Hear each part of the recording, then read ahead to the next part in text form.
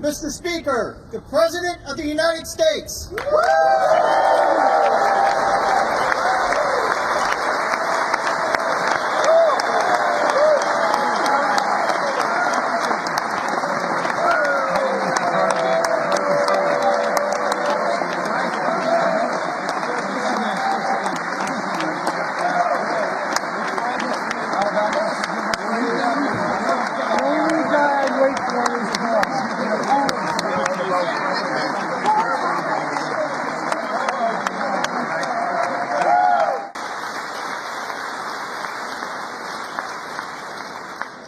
Members of the United States Congress, thank you very much. And to my fellow citizens, America is back.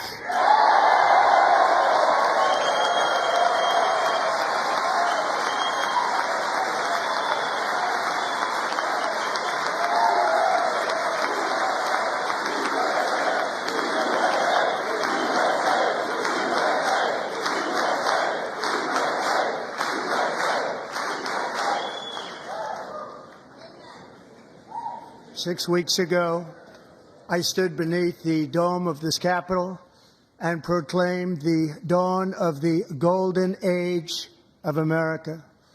From that moment on, it has been nothing but swift and unrelenting action to usher in the greatest and most successful era in the history of our country. We have accomplished more in 43 days than most administrations accomplished in 4 years or 8 years, and we are just getting started.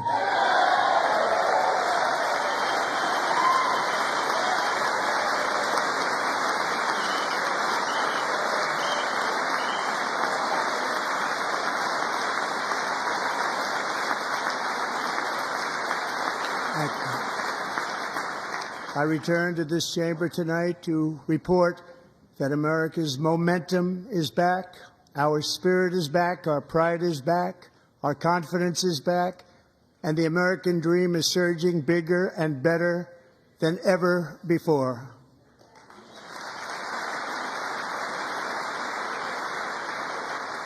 The American dream is unstoppable, and our country is on the verge of a comeback, the likes of which the world has never witnessed and perhaps will never witness again. There's never been anything like it. The presidential election of November 5th was a mandate like has not been seen in many decades.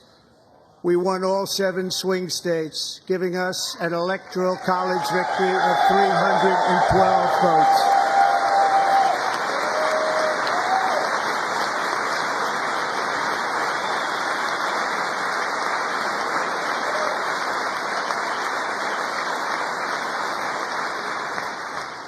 We won the popular vote by big numbers and won counties in our country.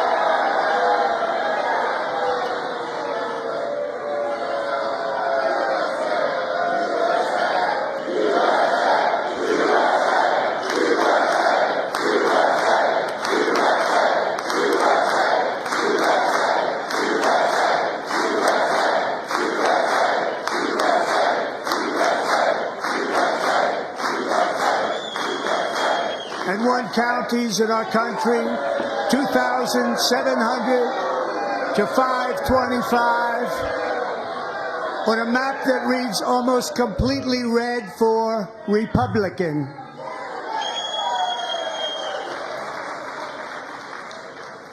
Now, for the first time in modern history, more Americans believe that our country is headed in the right direction than the wrong direction. In fact, it's an astonishing record, 27-point swing, the most ever.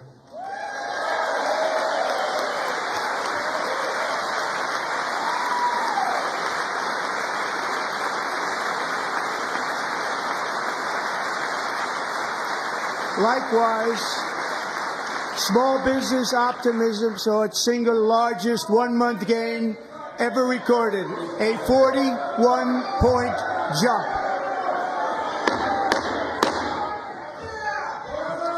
Members are directed to uphold and maintain decorum in the House and to cease any further disruptions. That's your warning.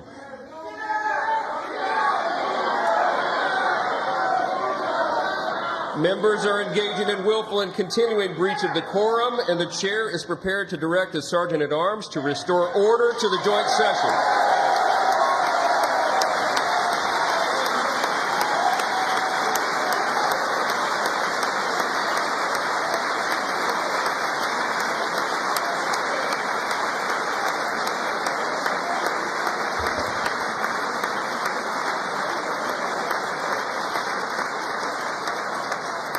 Mr. Green, take your seat.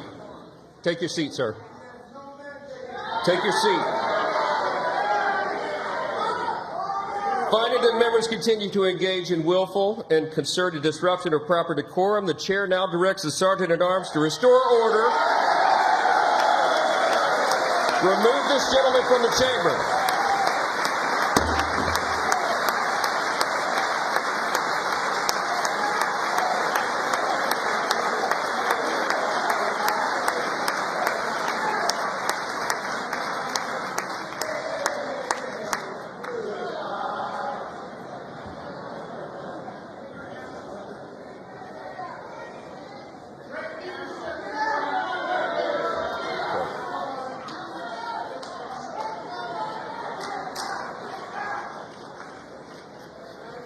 Members are directed to uphold and maintain decorum in the House. Mr. President, you continue. Thank you. Over the past 6 weeks, I have signed nearly 100 executive orders and taken more than 400 executive actions, a record to restore common sense, safety, optimism, and wealth all across our wonderful land. The people elected me to do the job, and I'm doing it.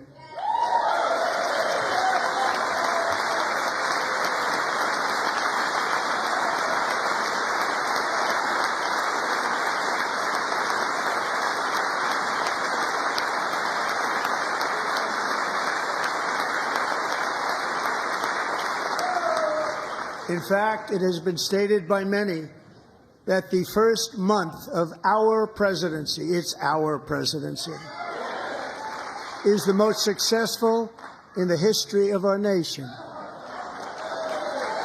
By many.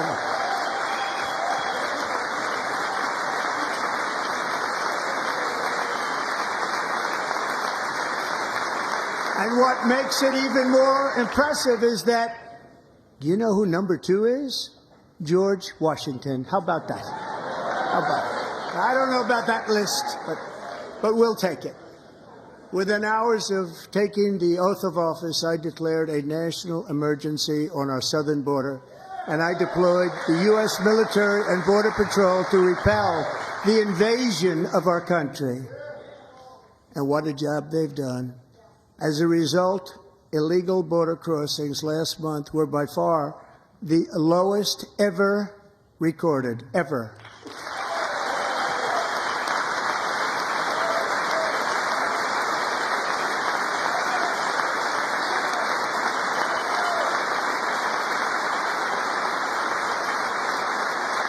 They heard my words and they chose not to come. Much easier that way. In comparison, under Joe Biden, the worst president in American history, there were hundreds of thousands of illegal crossings a month, and virtually all of them, including murderers, drug dealers, gang members, and people from mental institutions and insane asylums, were released into our country. Who would want to do that? This is my 5th such speech to Congress. And once again, I look at the Democrats in front of me, and I realize there is absolutely nothing I can say to make them happy or to make them stand or smile or applaud. Nothing I can do. I could find a cure to the most devastating disease, a disease that would wipe out entire nations, or announce the answers to the greatest economy in history, or the stoppage of crime to the lowest levels ever recorded. And these people sitting right here will not clap, will not stand, and certainly will not cheer for these astronomical achievements. They won't do it, no matter what. Five times I've been up here. It's very sad, and it just shouldn't be this way.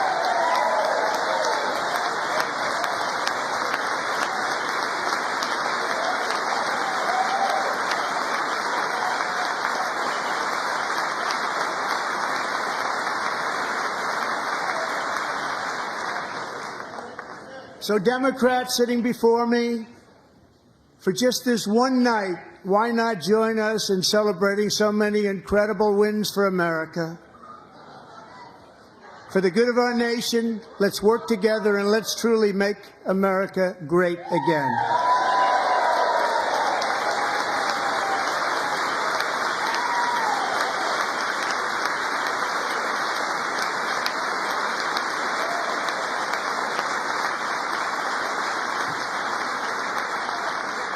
Every day my administration is fighting to deliver the change America needs to bring a future that America deserves, and we're doing it. This is a time for big dreams and bold action. Upon taking office, I imposed an immediate freeze on all federal hiring, a freeze on all new federal regulations, and a freeze on all foreign aid.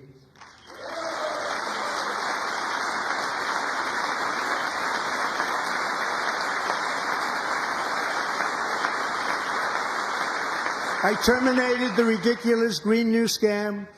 I withdrew from the unfair Paris Climate Accord, which was costing us trillions of dollars that other countries were not paying.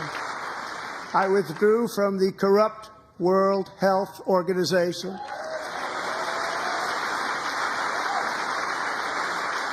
And I also withdrew from the anti-American UN Human Rights Council.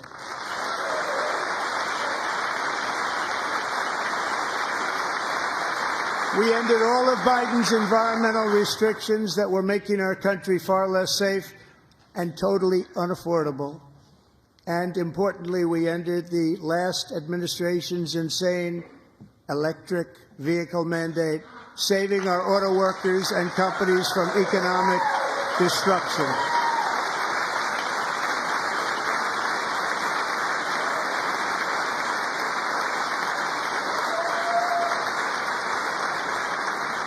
To unshackle our economy, I have directed that for every one new regulation, 10 old regulations must be eliminated, just like I did in my very successful first day.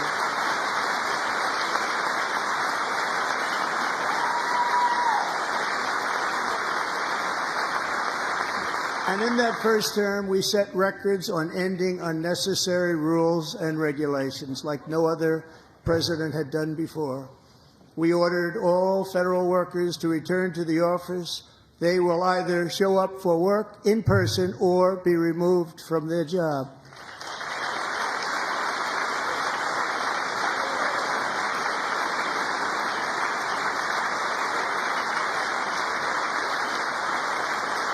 And we've ended weaponized government where, as an example, a sitting president is allowed to viciously prosecute his political opponent, like me.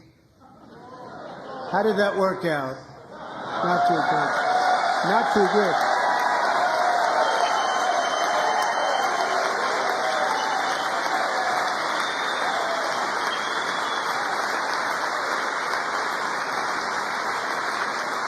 And I have stopped all government censorship and brought back free speech in America. It's back.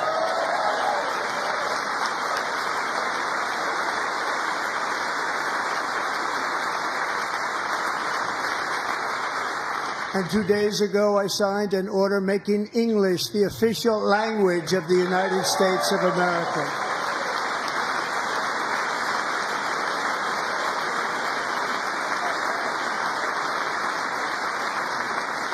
I renamed the Gulf of Mexico the Gulf of America.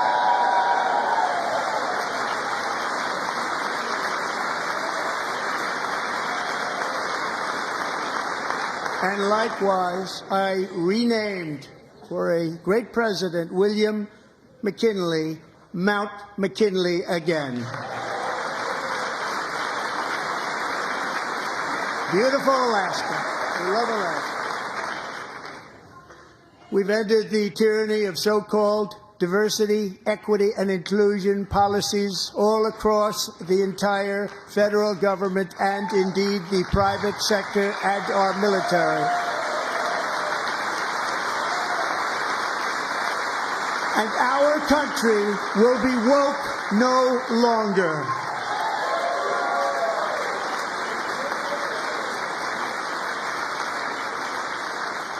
We believe that whether you are a doctor, an accountant, a lawyer, or an air traffic controller, you should be hired and promoted based on skill and competence, not race or gender.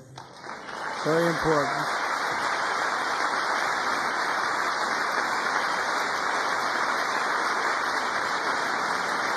You should be hired based on merit. And the Supreme Court, in a brave and very powerful decision, has allowed us to do so. Thank you. Thank you very much. Thank you. We have removed the poison of critical race theory from our public schools, and I signed an order making it the official policy of the United States government that there are only two genders, male and female.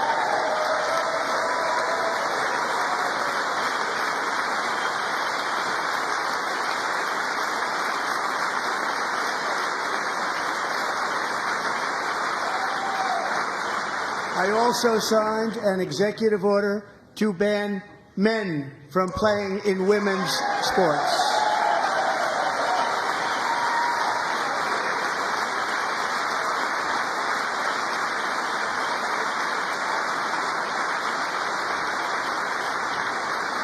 Three years ago, Peyton McNabb was an all-star high school athlete, one of the best, preparing for a future in college sports.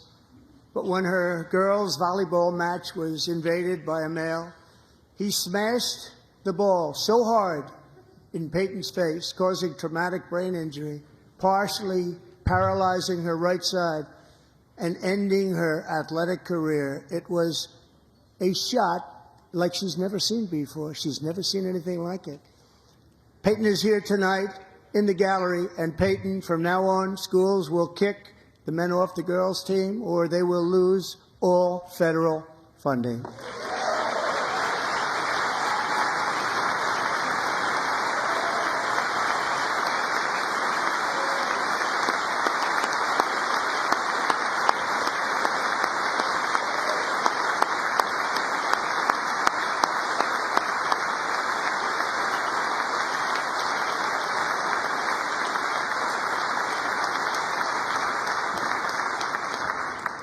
And if you really want to see numbers, just take a look at what happened in the women's boxing, weightlifting, track and field, swimming, or cycling, where a male recently finished a long-distance race 5 hours and 14 minutes ahead of a woman for a new record by 5 hours.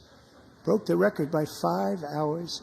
It's demeaning for women, and it's very bad for our country. We're not going to put up with it any longer.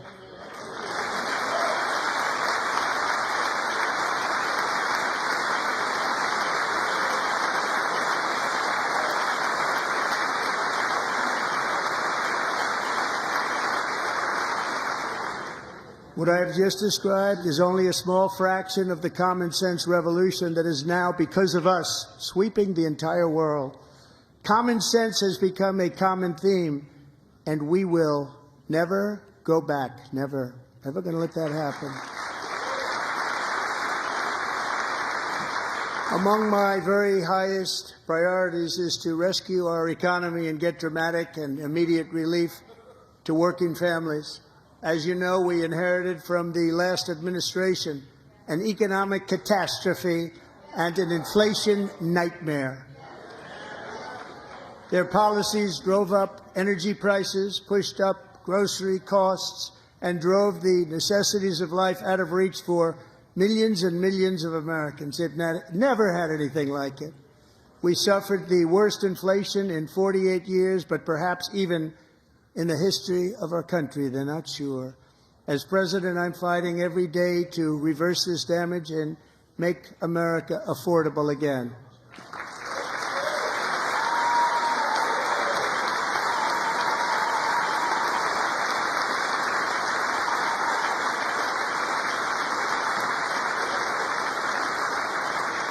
Joe Biden especially let the price of eggs get out of control. The egg price is out of control, and we're working hard to get it back down. Secretary, do a good job on that. You inherited a total mess from the previous administration. Do a good job.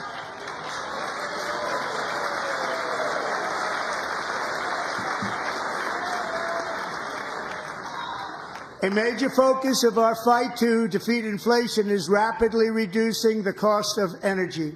The previous administration cut the number of new oil and gas leases by 95%, slowed pipeline construction to a halt, and closed more than 100 power plants. We are opening up many of those power plants right now.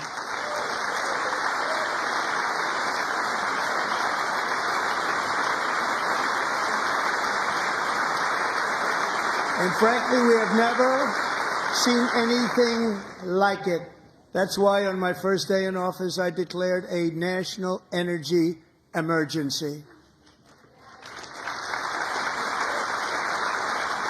As you've heard me say many times, we have more liquid gold under our feet than any nation on earth, and by far. And now I fully authorize the most talented team ever assembled to go and get it. It's called Drill, Baby, Drill.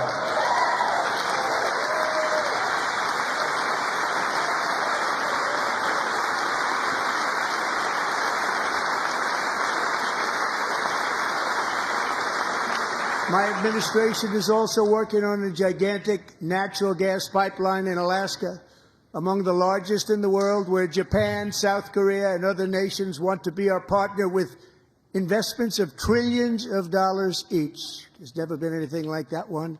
It will be truly spectacular. It's all set to go. The permitting is gotten. And later this week, I will also take historic action to dramatically expand production of critical minerals and rare earths here in the USA.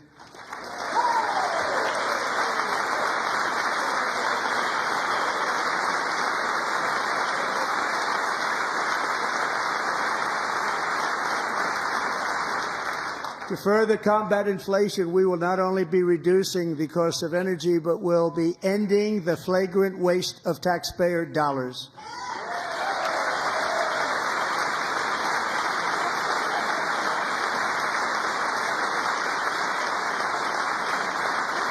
And to that end, I have created the brand new Department of Government Efficiency, DOGE. Perhaps you've heard of it. Perhaps.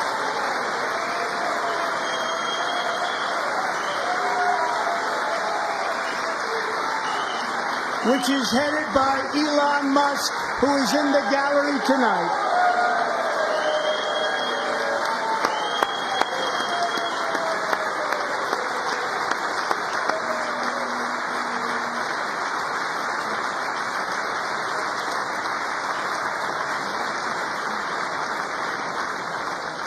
Thank you, Elon. He's working very hard. He didn't need this. He didn't need this. Thank you very much. We appreciate it. Everybody here, even this side, appreciates it, I believe. They just don't want to admit that. Just listen to some of the appalling waste we have already identified. $22 billion from HHS to provide free housing and cars for illegal aliens. $45 million for diversity, equity, and inclusion scholarships in Burma. $40 million to improve the social and economic inclusion of sedentary migrants. Nobody knows what that is. $8 million to promote LGBTQI+ in the African nation of Lesotho, which nobody has ever heard of. $60 million for indigenous peoples and Afro-Colombian empowerment in Central America, $60 million. $8 million for making mice transgender. This is real. $32 million for a left-wing propaganda operation in Moldova. $10 million for male circumcision in Mozambique. $20 million for the Arab Sesame Street in the Middle East. It's a program. $20 million for a program.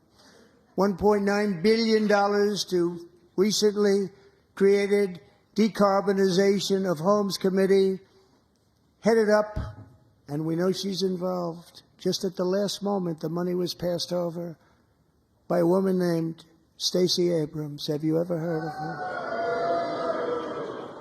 A $3.5 million consulting contract for lavish fish monitoring. $1.5 million for voter confidence in Liberia. $14 million for social cohesion in Mali. $59 million for illegal alien hotel rooms in New York City. He's a real estate developer. He's done very well. $250,000 to increase vegan local climate action innovation in Zambia. $42 million for social and behavior change in Uganda. $14 million for improving public procurement in Serbia. $47 million for improving learning outcomes in Asia. Asia's doing very well with learning. You know what we're doing. We should use it ourselves. And $101 million for DEI contracts at the Department of Education. The most ever paid, nothing even like it. Under the Trump administration, all of these scams, and they're far worse, but I didn't think it was appropriate to talk about them. They're so bad. Many more have been found out and exposed and swiftly terminated by a group of very intelligent, mostly young people, headed up by Elon, and we appreciate it. We found hundreds of billions of dollars of fraud.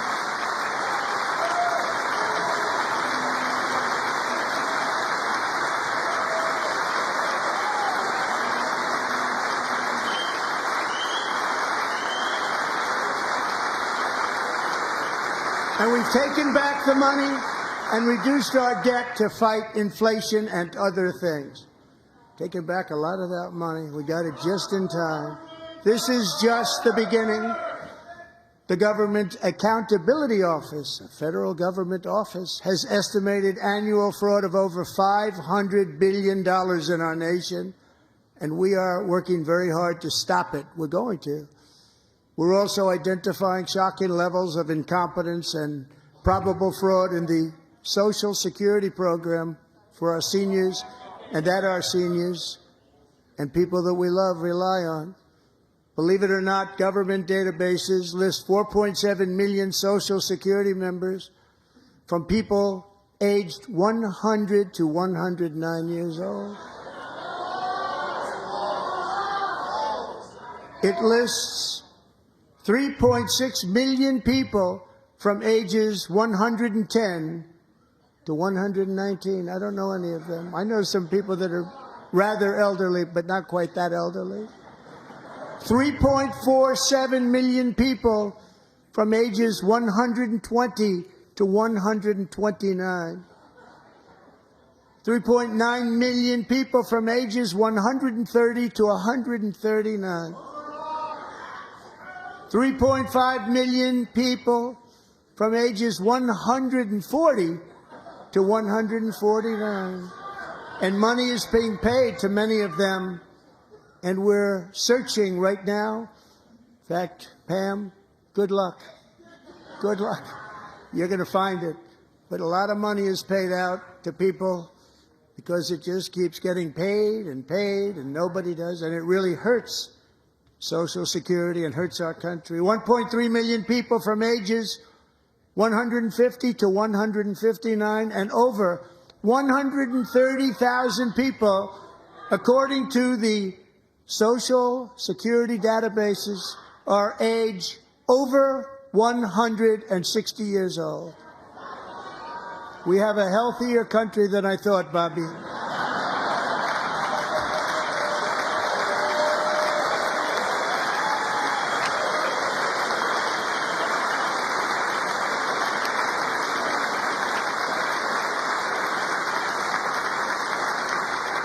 Including, to finish, 1,039 people between the ages of 220 and 229, one person between the age of 240 and 249, and one person is listed at 360 years of age. More than 100 years older than our country. But we're going to find out where that money's going, and it's not going to be pretty. By slashing all of the fraud, waste, and theft we can find, we will defeat inflation, bring down mortgage rates, lower car payments and grocery prices, protect our seniors, and put more money in the pockets of American families.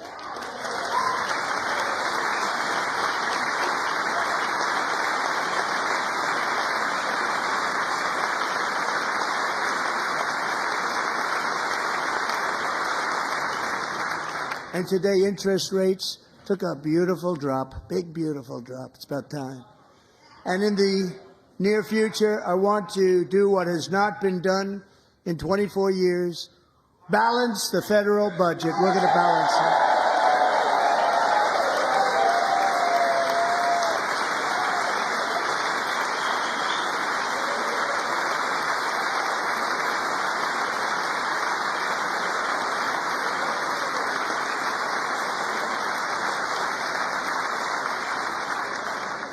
With that goal in mind, we have developed in great detail what we are calling the Gold Card, which goes on sale very, very soon.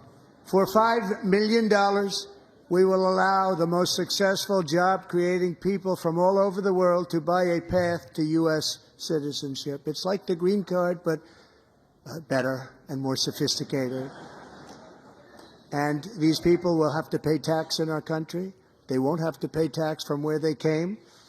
The money that they've made, you wouldn't want to do that, but they have to pay tax, create jobs. They'll also be taking people out of colleges and paying for them so that we can keep them in our country instead of having them being forced out.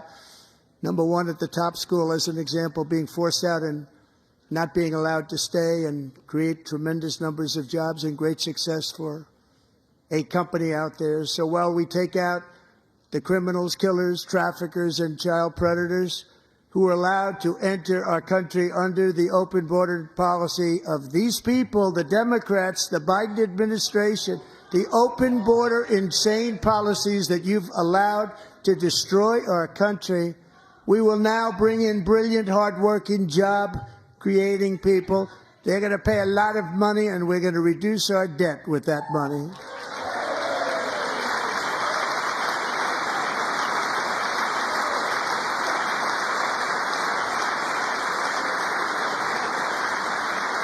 Americans have given us a mandate for bold and profound change.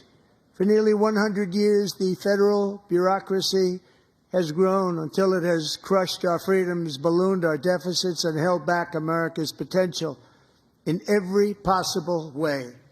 The nation founded by pioneers and risk-takers now drowns under millions and millions of pages of regulations and debt. Approvals that should take 10 days to get instead take 10 years, 15 years, and even 20 years before you're rejected. Meanwhile, we have hundreds of thousands of federal workers who have not been showing up to work. My administration will reclaim power from this unaccountable bureaucracy, and we will restore true democracy to America again.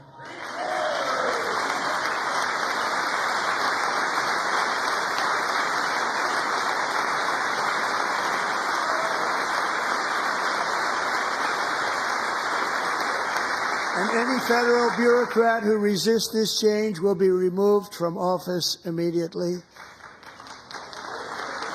Because we are draining the swamp. It's very simple. And the days of rule by unelected bureaucrats are over.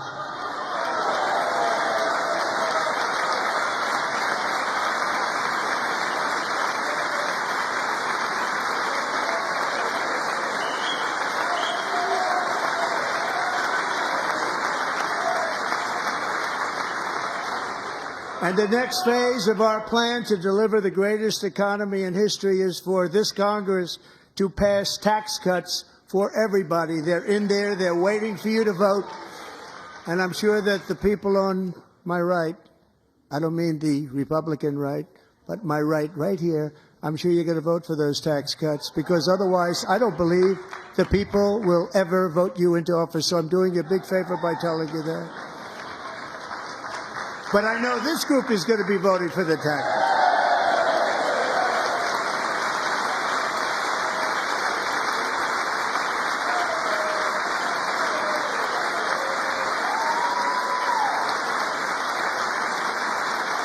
Thank you.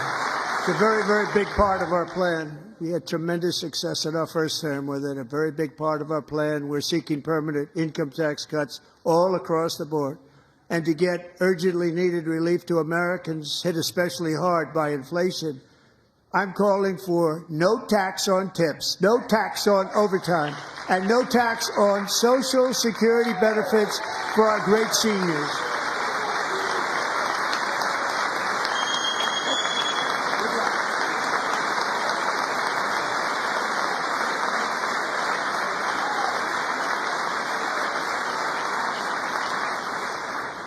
And I also want to make interest payments on car loans tax deductible, but only if the car is made in America.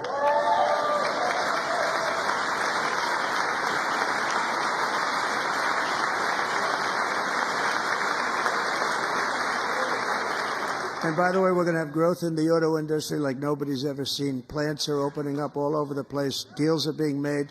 Never seen. That's a combination of the election win and tariffs. It's a beautiful word, isn't it?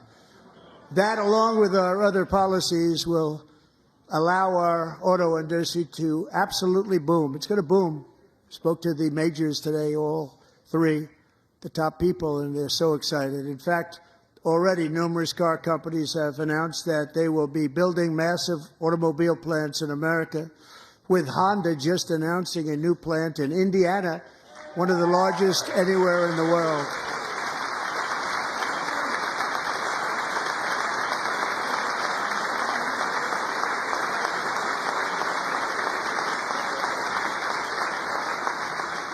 And this has taken place since our great victory on November 5th, a date which will hopefully go down as one of the most important in the history of our country.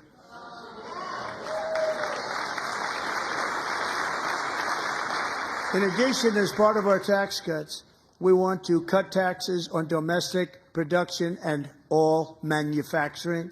And just as we did before, we will provide 100% expensing.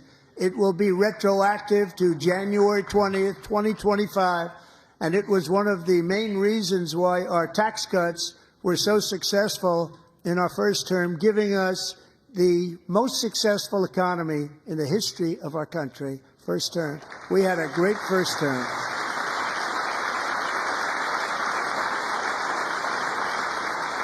If you don't make your product in America, however, under the Trump administration, you will pay a tariff, and in some cases, a rather large one. Other countries have used tariffs against us for decades, and now it's our turn to start using them against those other countries. On average, the European Union, China, Brazil, India, Mexico, and Canada, have you heard of them? And countless other nations charge us tremendously higher tariffs than we charge them. It's very unfair. India charges us auto tariffs higher than 100%. China's average tariff on our products is twice what we charge them. And South Korea's average tariff is 4 times higher. Think of that, 4 times higher. And we give so much help militarily and in so many other ways to South Korea. But that's what happens. This is happening by friend and foe. This system is not fair to the United States and never was. And so on April 2nd, I wanted to make it April 1st, but I didn't want to be accused of April Fool's Day. That's not just one day, which cost us a lot of money. But we're going to do it in April. I'm a very superstitious person. April 2nd, reciprocal tariffs kick in. And whatever they tariff us, other countries, we will tariff them. That's reciprocal, back and forth. Whatever they tax us, we will tax them. If they do non-monetary tariffs to keep us out of their market, then we will do non-monetary barriers to keep them out of our market. There's a lot of that, too. They don't even allow us in their market. We will take in trillions and trillions of dollars and create jobs like we have never seen before. I did it with China, and I did it with others, and the Biden administration couldn't do anything about it because there was so much money they couldn't do anything about it. We have been ripped off for decades by nearly every country on earth, and we will not let that happen any longer.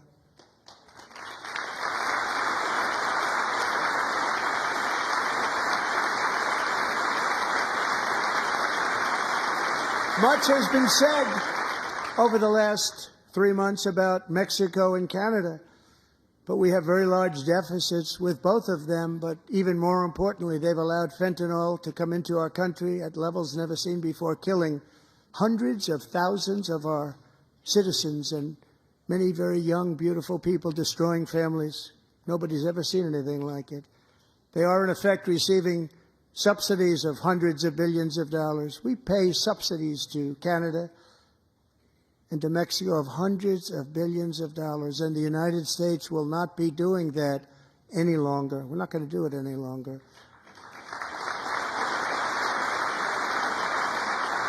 Thanks to our America First policies we're putting into place, we have had $1.7 trillion of new investment in America in just the past few weeks. The combination of the election and our economic policies that people of SoftBank, one of the most brilliant anywhere in the world, announced a $200 billion investment. OpenAI and Oracle, Larry Ellison, announced $500 billion investment, which they wouldn't have done if Kamala had won. Apple announced $500 billion investment. Tim Cook called me. He said, I cannot spend it fast enough. It's going to be much higher than that, I believe. They'll be building their plants here instead of in China. And just yesterday, Taiwan Semiconductor, the biggest in the world, most powerful in the world, has a tremendous amount, 97% of the market, announced a $165 billion investment to build the most powerful chips on earth right here in the USA.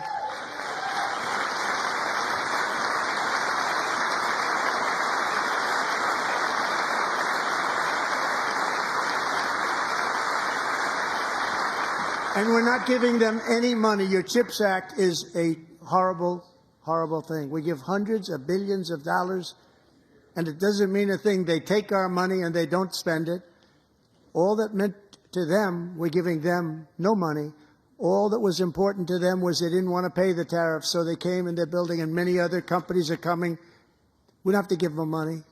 We just want to protect our businesses and our people. And they will come because they won't have to pay tariffs if they build in America. So it's very amazing. You should get rid of the CHIP Act, and whatever's left over, Mr. Speaker, you should use it to reduce debt or any other reason you want to.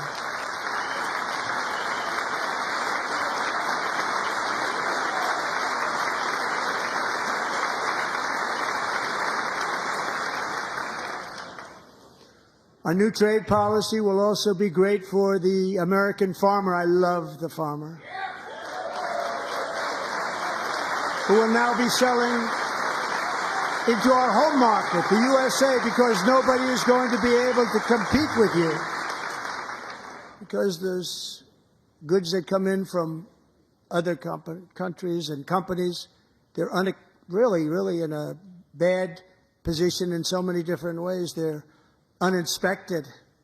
They may be very dirty and disgusting, and they come in and they pour in, and they hurt our American farmers. The tariffs will go on agricultural product coming into America, and our farmers, starting on April 2nd, it may be a little bit of an adjustment period, We had that before when I made the deal with China, $50 billion of purchases, and I said, just bear with me, and they did.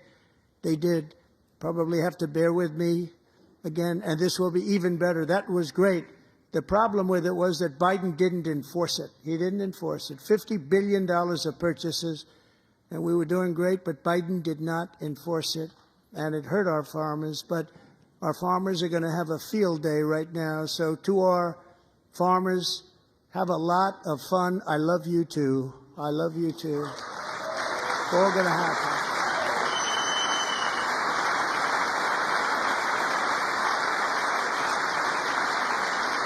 And I have also imposed a 25% tariff on foreign aluminum, copper, lumber, and steel, because if we don't have, as an example, steel and lots of other things, we don't have a military, and frankly, we just won't have a country very long. Here today is a proud American steelworker, fantastic person from Decatur, Alabama, Jeff Denard. Has been working at the same steel plant for 27 years in a job that has allowed him to serve as the captain of his local volunteer fire department, raised 7 children with his beautiful wife, Nicole, and over the years provide a loving home for more than 40 foster children. So great, Jeff.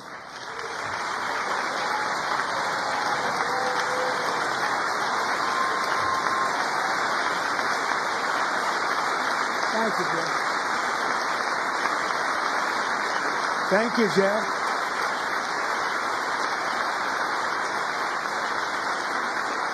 Stories like Jeff's remind us that tariffs are not just about protecting American jobs. They're about protecting the soul of our country. Tariffs are about making America rich again and making America great again, and it's happening, and it will happen rather quickly. There'll be a little disturbance, but we're okay with that. It won't be much. No, you're not. Oh. And look where Biden took us. Very low, the lowest we've ever been. Jeff, I want to thank you very much. And I also want to recognize another person who has devoted herself to foster care community. She worked so hard on it. A very loving person, our magnificent First Lady of the United States.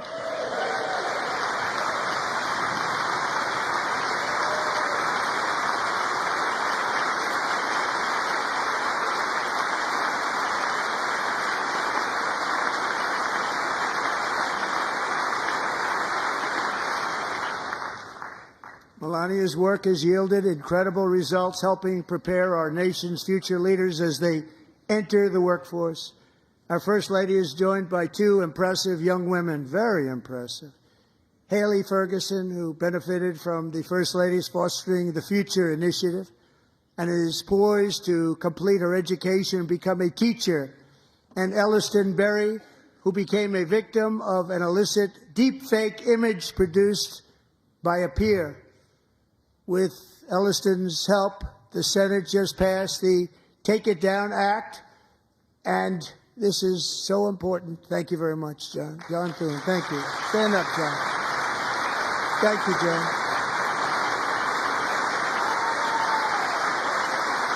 Thank you all very much.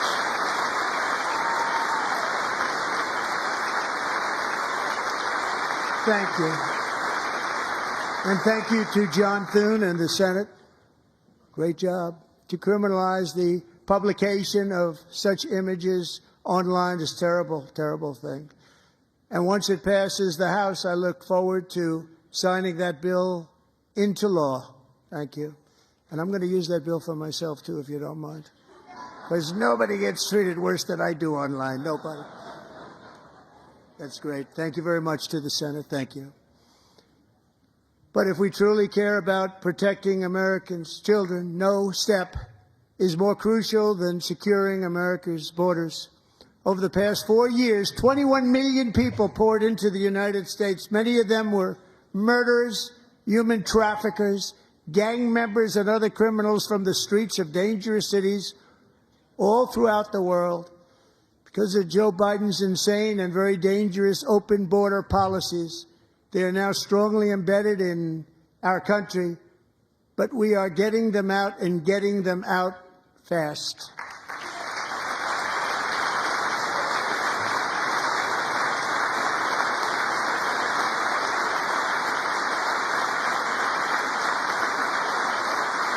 And I want to thank Tom Homan and Christy. I want to thank you and Paul of Border Patrol. I want to thank you. What a job they've all done. Everybody, Border Patrol, ICE, law enforcement in general is incredible. We have to take care of our law enforcement. Have to.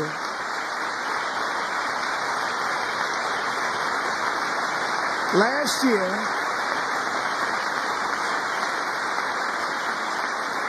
a brilliant 22-year-old nursing student named Laken Riley, the best in her class, admired by everybody, went out for a jog on the campus of the University of Georgia.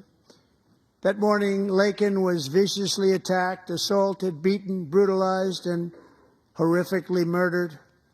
Laken was stolen from us by a savage illegal alien gang member who was arrested while trespassing across Biden's open southern border and then set loose into the United States under the heartless policies of that failed administration. It was indeed a failed administration. He had then been arrested and released in a Democrat-run sanctuary city, a disaster, before ending the life of this beautiful young angel. With us this evening are Laken's beloved mother, Allison, and her sister, Lauren.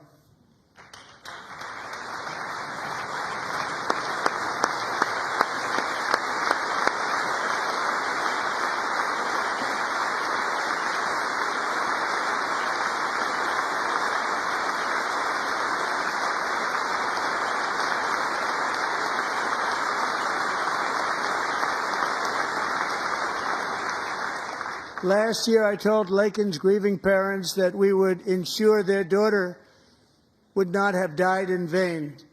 That's why the very first bill I signed into law as your 47th president mandates the detention of all dangerous criminal aliens who threaten public safety.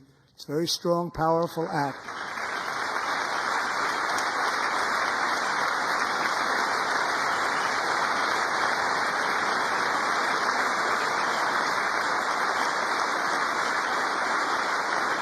It's called the Laken-Riley Act. So Allison and Lauren, America will never, ever forget our beautiful Laken Hope Riley.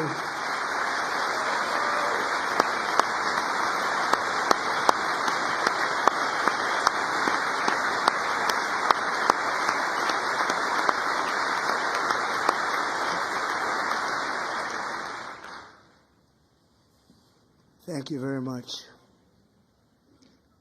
Since taking office, my administration has launched the most sweeping border and immigration crackdown in American history, and we quickly achieved the lowest numbers of illegal border crossers ever recorded. Thank you.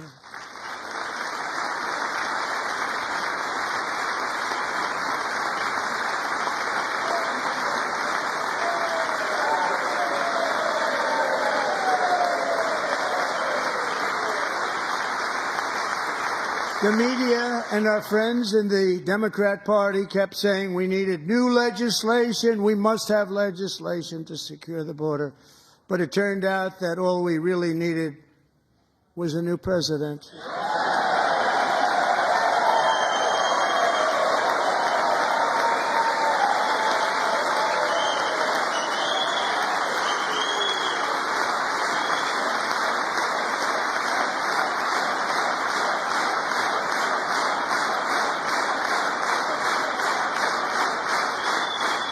Thank you. Joe Biden didn't just open our borders, he flew illegal aliens over them to overwhelm our schools, hospitals, and communities throughout the country. Entire towns like Aurora, Colorado, and Springfield, Ohio, buckled under the weight of the migrant occupation and corruption like nobody's ever seen before. Beautiful towns destroyed. Now, just as I promised in my inaugural address, we are achieving the great liberation of America.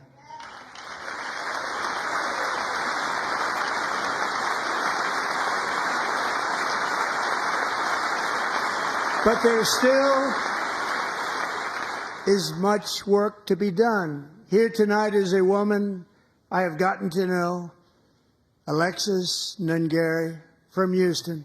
Wonderful woman. Last June, Alexis's 12-year-old daughter, her precious Jocelyn, walked to a nearby convenience store.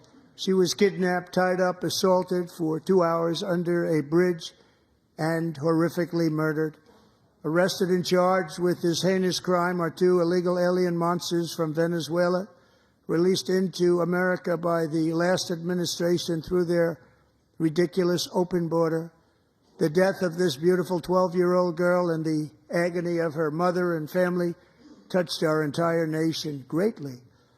Alexis, I promised that we would always remember your daughter, your magnificent daughter, and earlier tonight I signed an order keeping my word to you. One thing I have learned about Jocelyn is that she loved animals so much. She loved nature.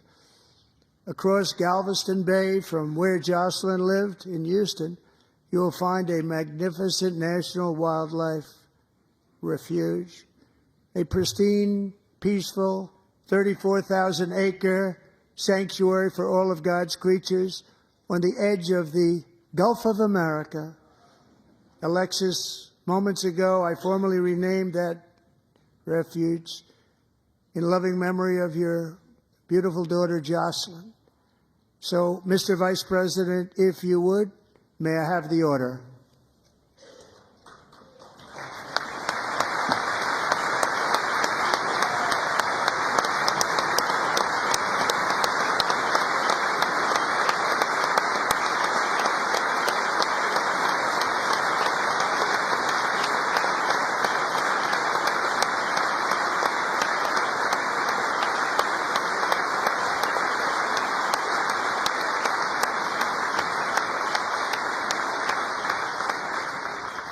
Thank you very much.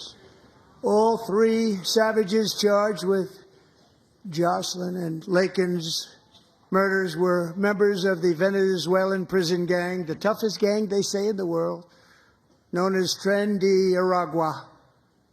2 weeks ago, I officially designated this gang, along with MS-13 and the bloodthirsty Mexican drug cartels, as foreign terrorist organizations.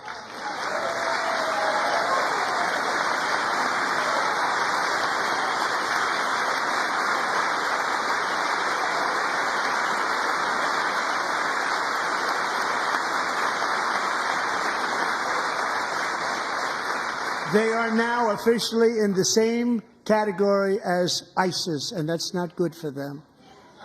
Countless thousands of these terrorists were welcomed into the U.S. by the Biden administration.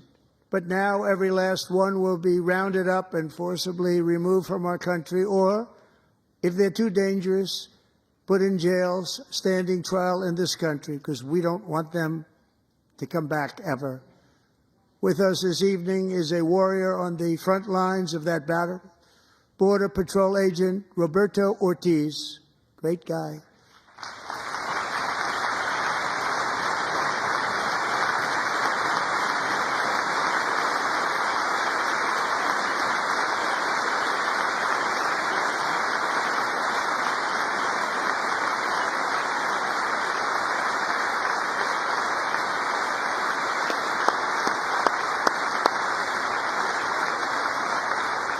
In January, Roberto and another agent were patrolling by the Rio Grande near an area known as Cartel Island. Doesn't sound too nice to me. When heavily armed gunmen started shooting at them, Roberto saw that his partner was totally exposed, at great danger, and he leapt into action, returning fire and providing crucial seconds for his fellow agent to seek safety, just barely. I have some of the prints of that event, and it was not good. Agent Ortiz, we salute you for your great courage and for your line of fire that you took and for the bravery that you showed. We honor you, and we will always honor you. Thank you, Roberto, very much.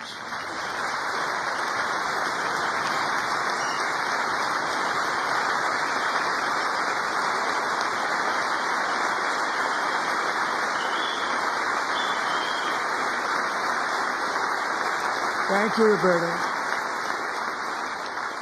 And I actually got to know him on my many calls to the border. He's a great, great gentleman. The territory to the immediate south of our border is now dominated entirely by criminal cartels that murder, rape, torture, and exercise total control. They have total control over a whole nation, posing a grave threat to our national security. The cartels are waging war in America, and it's time for America to wage war on the cartels, which we are doing.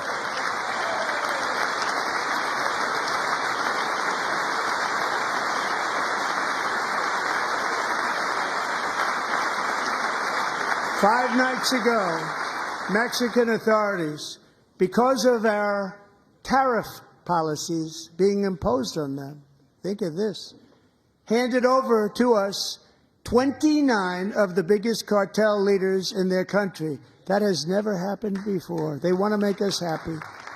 First time ever.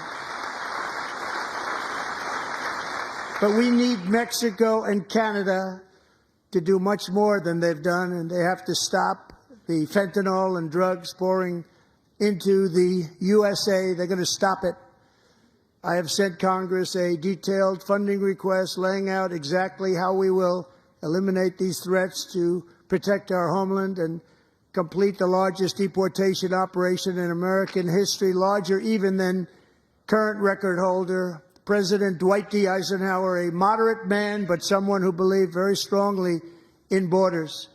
Americans expect Congress to send me this funding without delay so I can sign it into law. So, Mr. Speaker, John Thune, both of you, I hope you're going to be able to do that, Mr. Speaker. Thank you.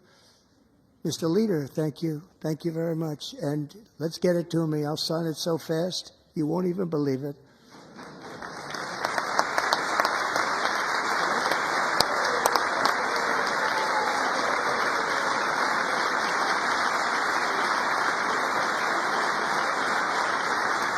And as we reclaim our sovereignty, we must also bring back law and order to our cities and towns.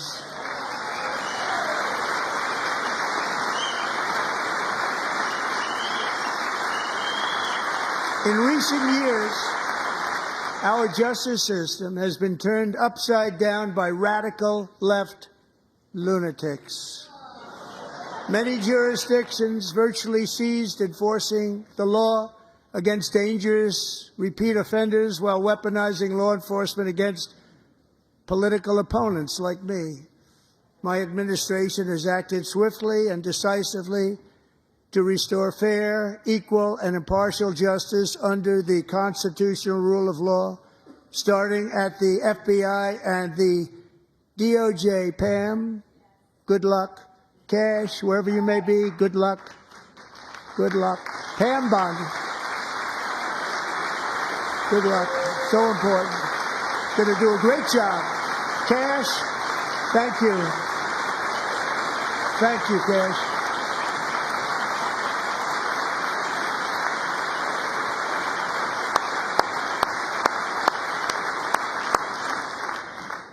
They've already started very strong. They're going to do a fantastic job. You're going to be very proud of them. We're also once again giving our police officers the support, protection, and respect they so dearly deserve. They have to get it. They have such a hard, dangerous job, but we're going to make it less dangerous. The problem is the bad guys don't respect the law, but they're starting to respect it, and they soon will respect it. This also includes our great fire departments throughout the country. Our firemen and women are unbelievable people, and we'll never forget them. And besides that, they voted for me in record numbers, so I have no choice.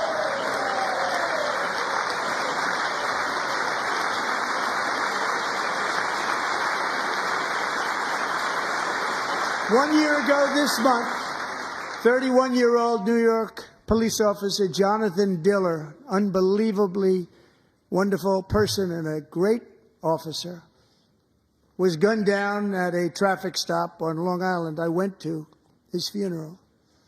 The vicious criminal charged with his murder had 21 prior arrests, and they were rough arrests, too. He was a real bad one. The thug in the seat next to him had 14 prior arrests, and went by the name of Killer. He was Killer. He killed other people, they say, a lot of them. I attended Officer Diller's service, and when I met his wife and one-year-old son, Ryan, it was very inspirational, actually. His widow's name is Stephanie, and she is here tonight. Stephanie, thank you very much, Stephanie. Thank you very much.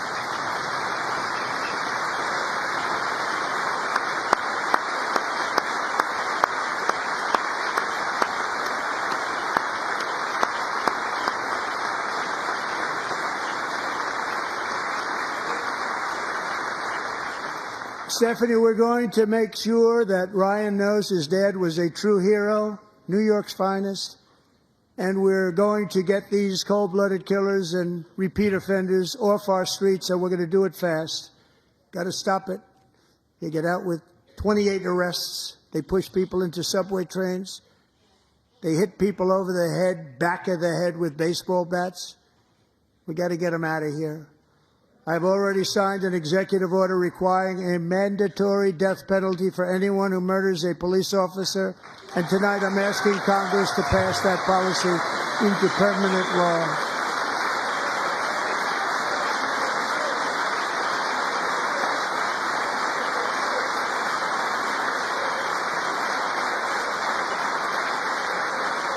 I'm also asking for a new crime bill getting tough on repeat offenders while enhancing protections for America's police officers so they can do their jobs without fear of their lives being totally destroyed.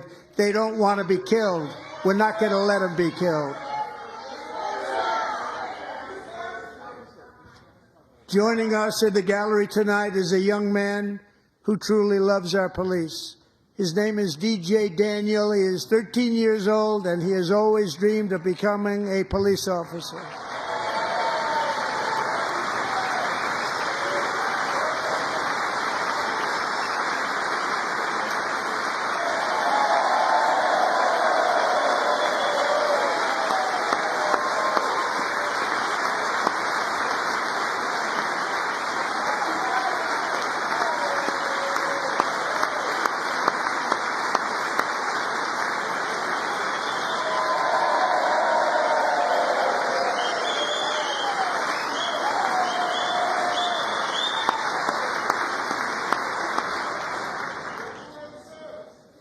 But in 2018, DJ was diagnosed with brain cancer.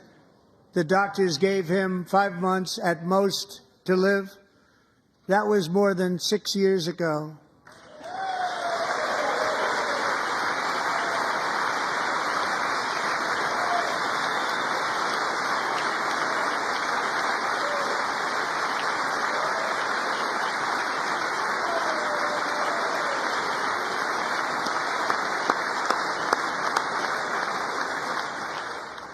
Since that time, DJ and his dad have been on a quest to make his dream come true, and DJ has been sworn in as an honorary law enforcement officer, actually a number of times. The police love him, the police departments love him.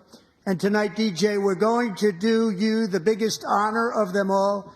I am asking our new Secret Service Director, Sean Curran, to officially make you an agent of the United States Secret Service.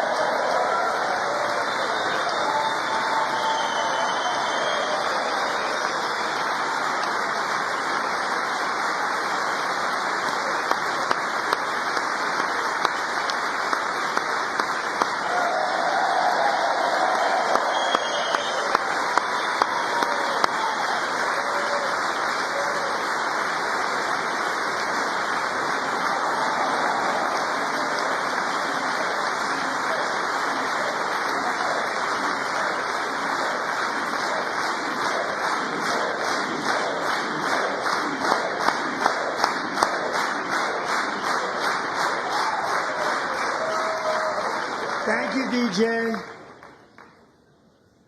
DJ's doctors believe his cancer likely came from a chemical he was exposed to when he was younger. Since 1975, rates of child cancer have increased by more than 40%. Reversing this trend is one of the top priorities for our new presidential commission to make America healthy again, chaired by our new Secretary of Health and Human Services, Robert F. Kennedy, Jr.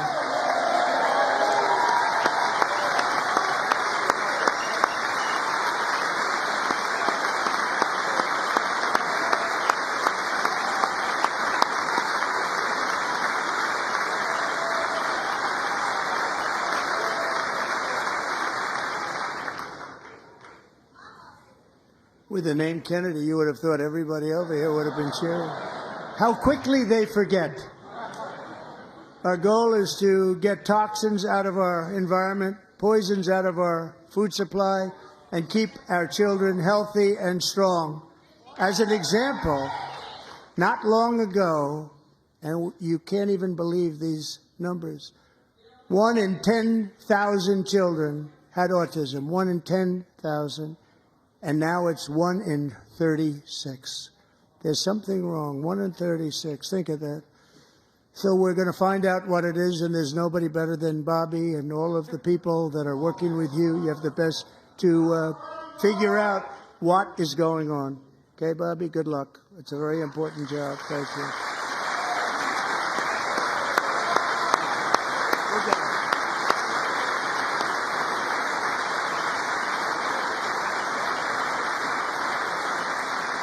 Thank you. My administration is also working to protect our children from toxic ideologies in our schools. A few years ago, January, Littlejohn and her husband discovered that their daughter's school had secretly, socially transitioned their 13-year-old little girl. Teachers and administrators conspired to deceive January and her husband while encouraging her daughter to use a new name and pronouns.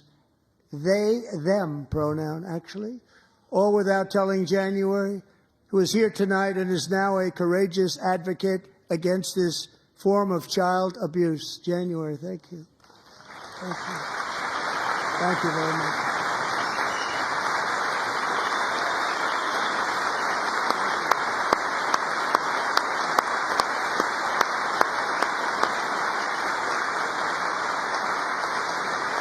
Thank you. Stories like this are why, shortly after taking office, I signed an executive order banning public schools from indoctrinating our children with transgender ideology.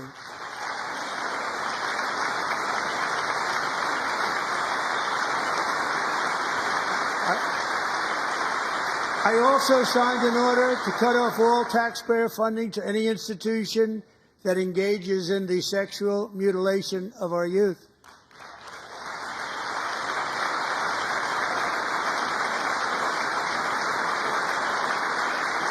And now I want Congress to pass a bill permanently banning and criminalizing sex changes on children and forever ending the lie that any child is trapped in the wrong body. This is a big lie.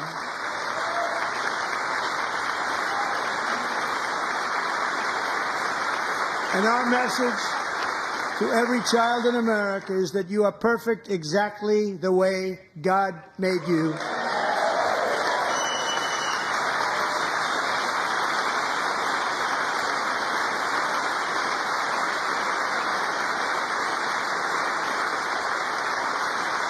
Because we're getting wokeness out of our schools and out of our military, and it's already out, and it's out of our society. We don't want it.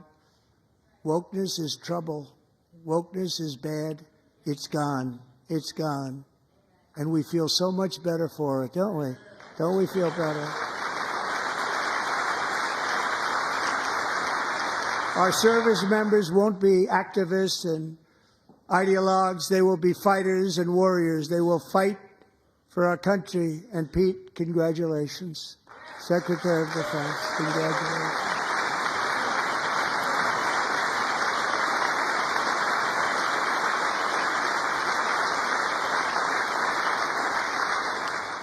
And he's not big into the woke movement, I can tell you. I know him well. I am pleased to report that in January, the U.S. Army had its single best recruiting month in 15 years, and that all armed services are having among The best recruiting results ever in the history of our services. What a difference.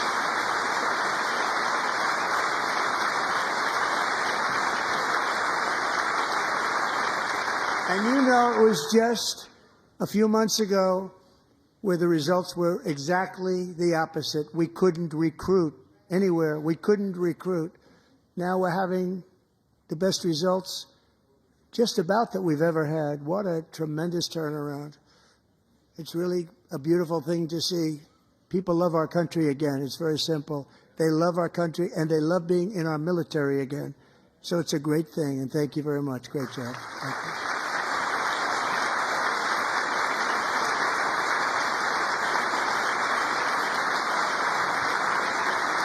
We're joined tonight by a young man, Jason Hartley, who knows the weight of that call of duty. Jason's father, grandfather, and great-grandfather all wore the uniform. Jason tragically lost his dad, who was also a Los Angeles County Sheriff's deputy when he was just a boy, and now he wants to carry on the family legacy of service. Jason is a senior in high school, a six-letter varsity athlete, a really good athlete, they say, a brilliant student with a 4.46, that's good, GPA. And his greatest dream is to attend the U.S. Military Academy at West Point.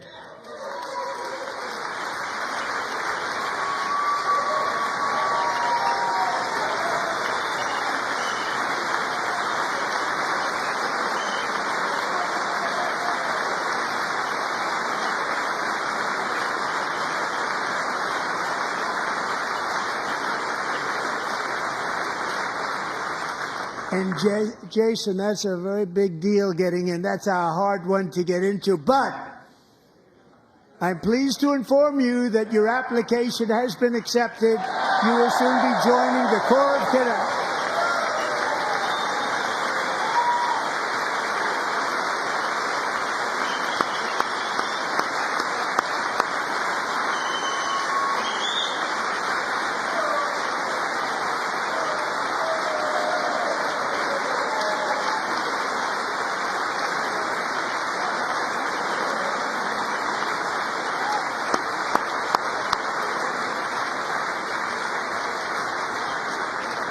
Thank you. Jason, you're going to be on the long gray line, Jason. As Commander-in-Chief, my focus is on building the most powerful military of the future. As a first step, I'm asking Congress to fund a state-of-the-art Golden Dome missile defense shield to protect our homeland, all made in the USA.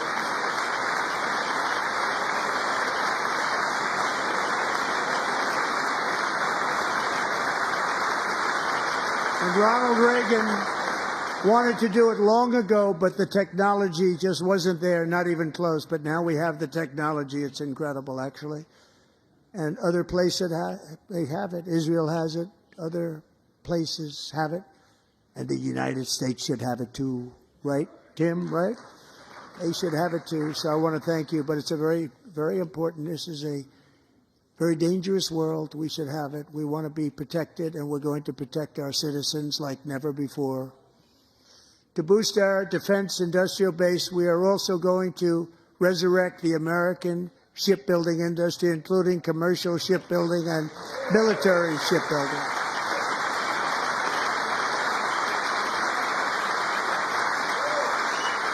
And for that purpose, I am announcing tonight that we will create a new Office of Shipbuilding in the White House and offer special tax incentives to bring this industry home to America where it belongs. We used to make so many ships. We don't make them anymore very much, but we're going to make them very fast, very soon.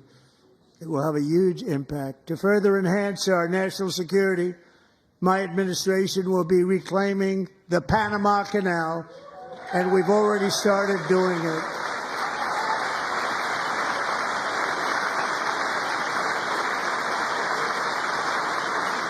Just today, a large American company announced they are buying both ports around the Panama Canal and lots of other things having to do with the Panama Canal and a couple of other canals.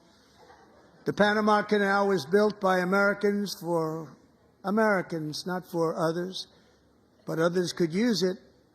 But it was built at tremendous cost of American blood and treasure. 38,000 workers died building the Panama Canal. They died of malaria. They died of snake bites and mosquitoes. Not a nice place to work.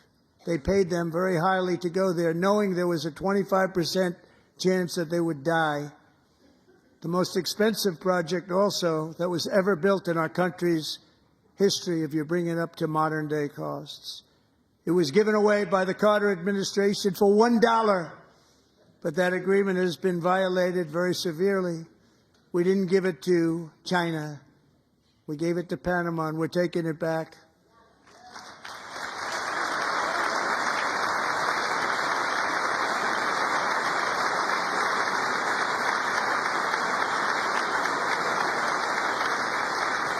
And we have Marco Rubio in charge. Good luck, Marco. Now, we know who to blame if anything goes wrong. Now, Marco's been amazing, and he's going to do a great job. Think of it. He got 100 votes.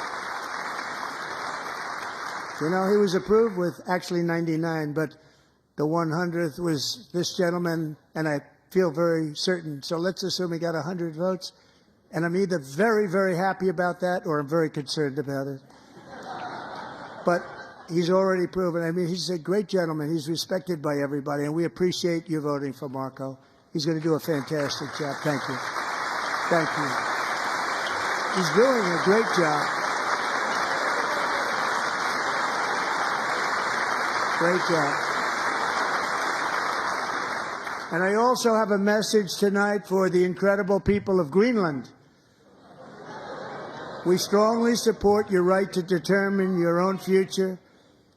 And if you choose, we welcome you into the United States of America. We need Greenland for national security and even international security, and we're working with everybody involved to try and get it. But we need it really for international world security, and I think we're going to get it. One way or the other, we're going to get it. We will keep you safe. We will make you rich, and together we will take Greenland to heights like you have never thought possible before. It's a very small population, but very, very large piece of land and very, very important for military security. America is once again standing strong against the forces of radical Islamic terrorism. 3.5 years ago, ISIS terrorists killed 13 American service members and countless others in the Abbey Gate bombing during the disastrous and incompetent withdrawal from Afghanistan. Not that they were withdrawing, it was the way they withdrew. Perhaps the most embarrassing moment in the history of our country. Tonight, I am pleased to announce that we have just apprehended the top terrorist responsible for that atrocity, and he is right now on his way here to face the swift sword of American justice.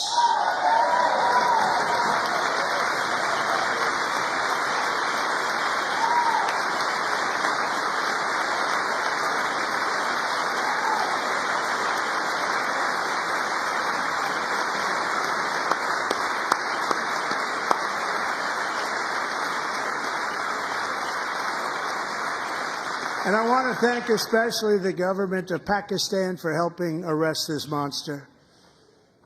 This was a very momentous day for those 13 families who I actually got to know very well, most of them, whose children were murdered, and the many people that were so badly, over 42 people, so badly injured on that fateful day in Afghanistan. What a horrible day. Such incompetence was shown. That when Putin saw what happened, I guess he said, wow, maybe this is my chance. That's how bad it was. Should have never happened. Grossly incompetent people. I spoke to many of the parents and loved ones, and they're all in our hearts tonight. Just spoke to them on the phone. We had a big call. Every one of them called, and everybody was on the line, and they did nothing but cry with happiness. They were very happy, as happy as you can be under those circumstances. Their child, brother, sister, son, daughter was killed for no reason whatsoever. In the Middle East, we're bringing back our hostages from Gaza. In my first term, we achieved one of the most groundbreaking peace agreements in generations, the Abraham Accords.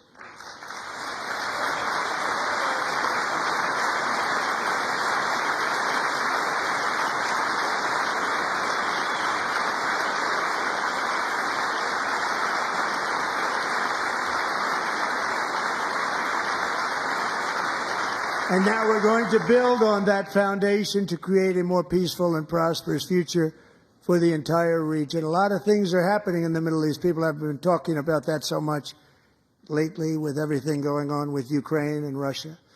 But a lot of things are happening in the Middle East. It's a rough neighborhood, actually. I'm also working tirelessly to end the savage conflict in Ukraine. Millions of Ukrainians and Russians have been needlessly killed or wounded in this horrific and brutal conflict with no end in sight. The United States has sent hundreds of billions of dollars to support Ukraine's defense with no security, with no anything.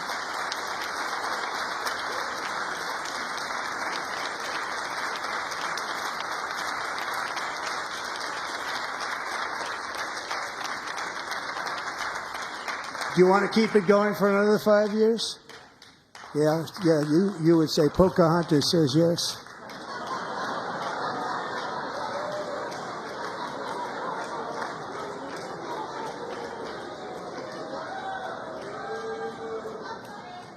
$2,000 people are being killed every single week. More than that. They're Russian young people. They're Ukrainian young people. They're not Americans. But I want it to stop. Meanwhile, Europe has sadly spent more money buying Russian oil and gas than they have spent on defending Ukraine, by far. Think of that. They've spent more buying Russian oil and gas than they have defending. And we've spent perhaps $350 billion, like taking candy from a baby. That's what happened. And they've spent $100 billion. What a difference that is. And we have an ocean separating us, and they don't. But we're getting along very well with them, and lots of good things are happening.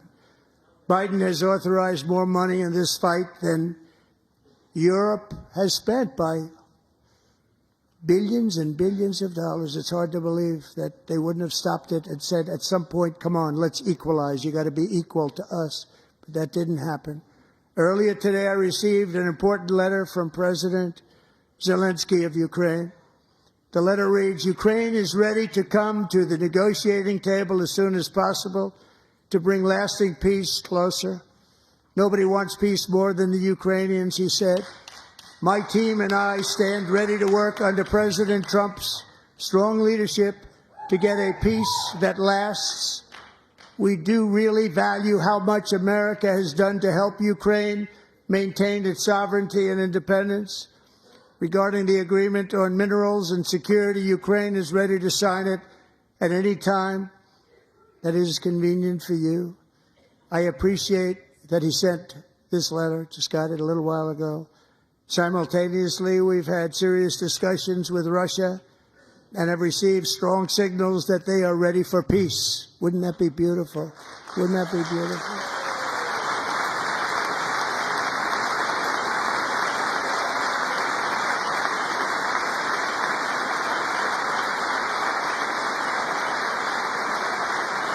Wouldn't that be beautiful?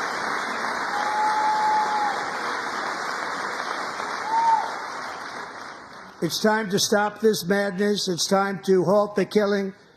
It's time to end the senseless war. If you want to end wars, you have to talk to both sides. Nearly 4 years ago, amid rising tensions, a history teacher named Mark Fogel was detained in Russia and sentenced to 14 years in a penal colony. Rough stuff. The previous administration barely lifted a finger to help him. They knew he was innocent, but they had no idea where to begin. But last summer, I promised his 95-year-old mother, Malphine, that we would bring her boy safely back home. After 22 days in office, I did just that, and they are here tonight.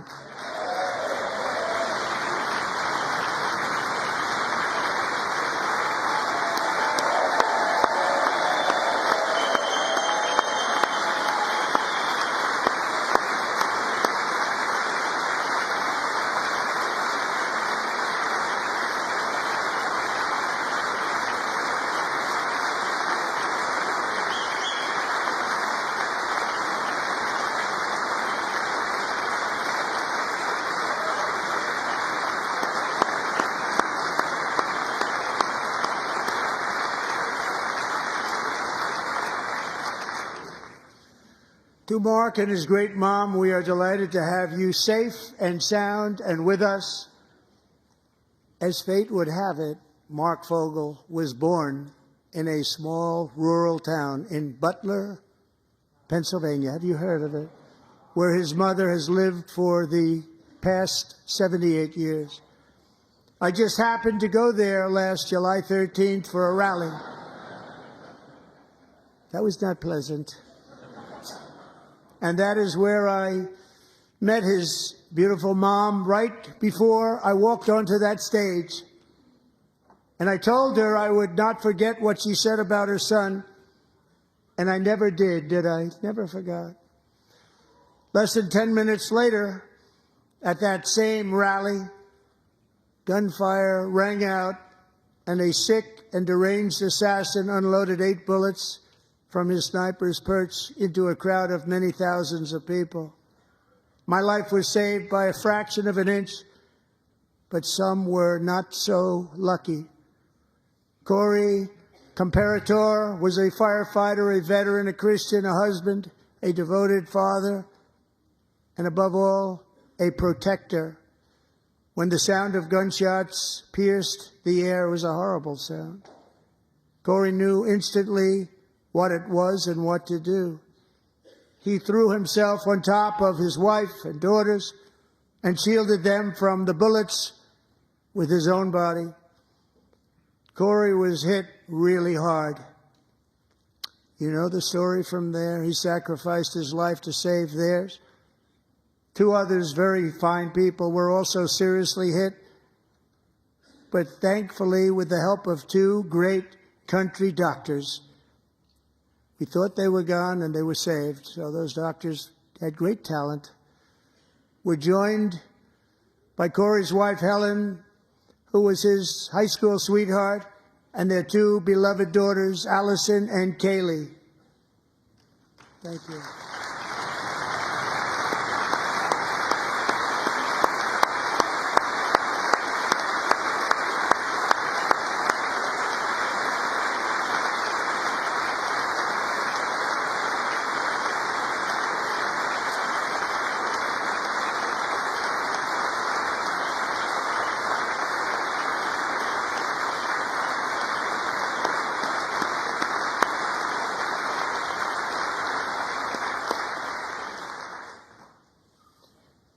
To Helen, Allison, and Kaylee, Corey is looking down on his 3 beautiful ladies right now, and he is cheering you on. He loves you. He is cheering you on. Corey was taken from us much too soon, but his destiny was to leave us all with a shining example of the selfless devotion of a true American patriot. It was love like Corey's that built our country, and it's love like Corey's that is going to make our country more majestic than ever before. I believe that my life was saved that day in Butler for a very good reason. I was saved by God to make America great again. I believe that. Thank you. Thank you.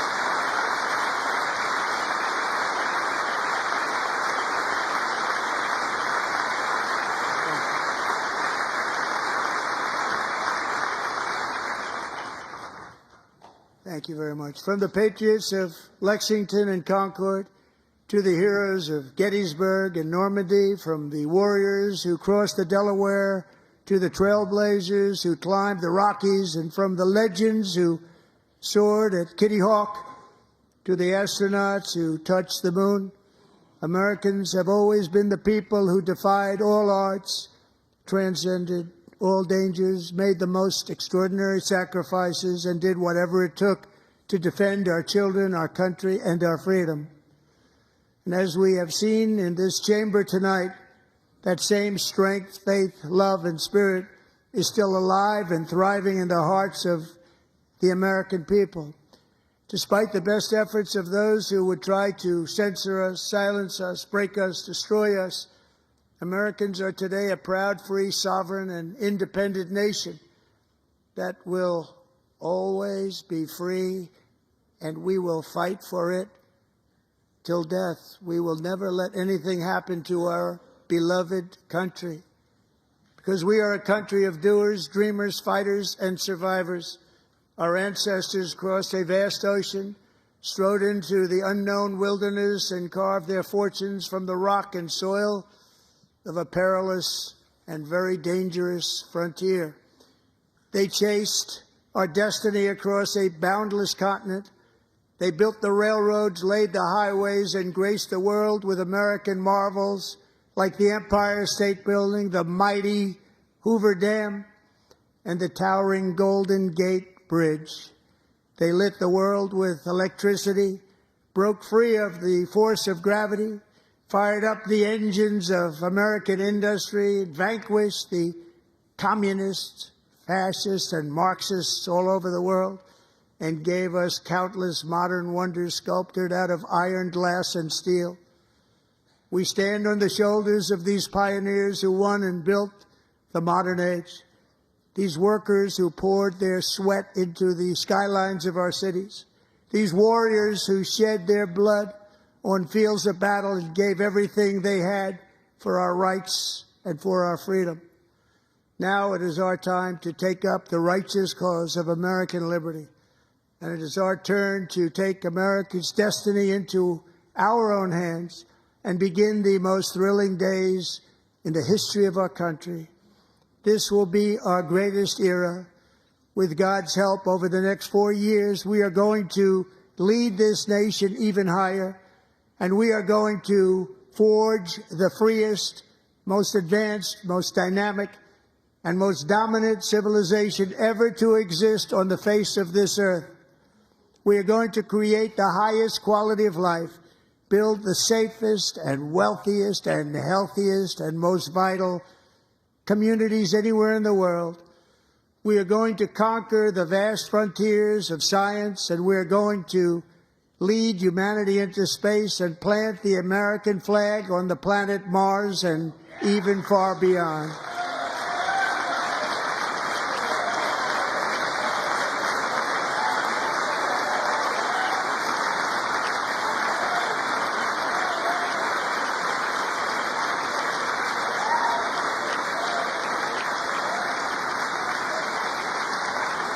And through it all, we are going to rediscover the unstoppable power of the American spirit. And we are going to renew unlimited promise of the American dream. Every single day, we will stand up and we will fight, fight, fight for the country our citizens believe in and for the country our people deserve.